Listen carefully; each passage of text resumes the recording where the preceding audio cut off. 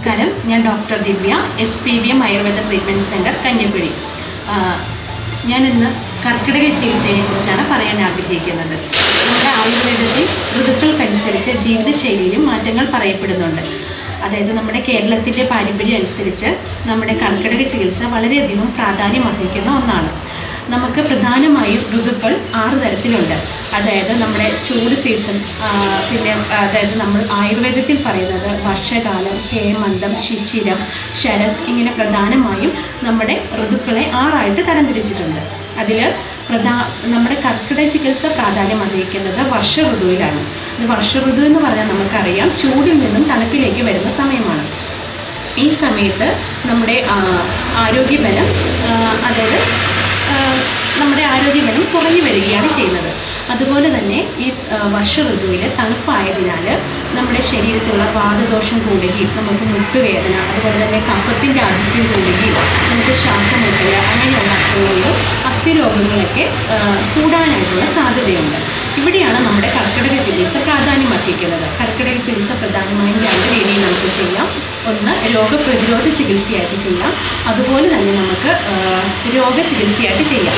രോഗചികിത്സ എന്നതുകൊണ്ട് ഉദ്ദേശിക്കുന്നത് നമുക്ക് ഓൾറെഡി ശ്വാസമുട്ട്, അസ്ഥി സംബന്ധമായ രോഗങ്ങൾ, മുട്ടുവേദന, നടുവേദന എന്നിവയൊക്കെ ഉണ്ടെങ്കിൽ ഈ വർഷ ഋതുവിൽ ഇത് കൂടാനായിട്ടുള്ള സാധ്യതയുണ്ട്. അതുകൊണ്ട് ഈ സമയത്ത് നമുക്ക് ചികിത്സ ചെയ്യുകയാണെങ്കിൽ നമുക്കതിനെ ശമിപ്പിക്കാനായിട്ട് സാധിക്കും. അതുപോലെ തന്നെ രോഗപ്രതിരോധ ചികിത്സ എന്നതുകൊണ്ട് ഉദ്ദേശിക്കുന്നത് നമുക്ക് നമ്മുടെ ആരോഗ്യബലം, അതായത് രോഗം ഇല്ലാത്ത അവസ്ഥയിലും നമ്മുടെ ആരോഗ്യബലം കൂടുതൽ മെച്ചപ്പെടുത്തുന്നതിനും നമ്മുടെ ആരോഗ്യം സംരക്ഷിക്കുന്നതിനും വേണ്ടിയിട്ടാണ് നമ്മൾ രോഗപ്രതിരോധ ചികിത്സ നമ്മൾ ചെയ്യുന്നത്. പ്രധാനമായും നമ്മുടെ കർക്കിടക ചികിത്സ ചെയ്യുന്നത് നമ്മുടെ ശരീരത്തിലുള്ള വിഷാംശത്തെ നീക്കം ചെയ്യുന്നതിനും അതുപോലെ തന്നെ നമ്മുടെ രോഗപ്രതിരോധ ശേഷി മെച്ചപ്പെടുത്തുന്നതിനും നമ്മുടെ ദഹന വ്യവസ്ഥയെ അതായത് ബലപ്പെടുത്തുന്നതിനൊക്കെ ആയിട്ടാണ് നമ്മൾ കർക്കിടക ചികിത്സ ചെയ്യുന്നത്.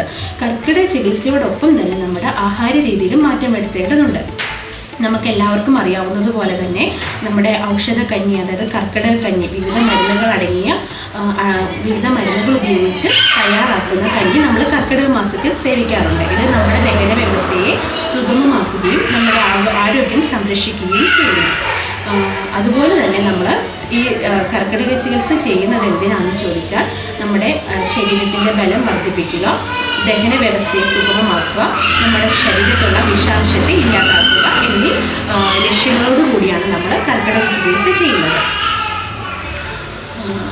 കൂടുതൽ എന്തെങ്കിലും നിങ്ങൾക്ക് കർക്കിടക ചികിത്സയെക്കുറിച്ച് അറിയുവാനോ അല്ലെങ്കിൽ കർക്കിടക ചികിത്സ എടുക്കുവാൻ താല്പര്യമോ ഉണ്ടെങ്കിൽ നമ്മുടെ SPVM ആയുർവേദ ട്രീറ്റ്മെൻറ്റ് സെൻ്ററുമായിട്ട് ബന്ധപ്പെടാവുന്നതാണ്.